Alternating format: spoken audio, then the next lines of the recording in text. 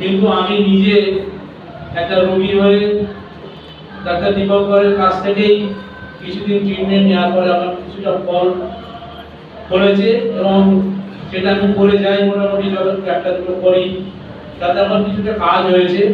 ভবিষ্যতে নিশ্চয়ই আরো ভালো উন্নত ধরনের পরিষেবা যদি পাওয়া যায় তাহলে হয়তো আমরা পরবর্তী জীবনে রোগমুক্ত হতে পারবো। কারণ এখনকার চিকিৎসা ব্যবস্থাতে যে কোনো ডাক্তারের কাছে যাই না কেন, সেই ডাক্তারবাবু আগে ক্লিনিক্যালি যেটা দেখতেন আগেকার ডাক্তাররা, এবং সেইটা দেখে তারা এমন ট্রিটমেন্ট করতেন যেগুলো আমাদের কাছে একবারে ধন্যন্তরীর মতো মনে হতো। কিন্তু এখনকার ডাক্তাররা কি করেন না, এই টেস্ট করো, ওই টেস্ট করো, অমুক করো, তমুক করো। আমি নিজের সাথে ভুক্তভোগী সেই সম্পর্কে।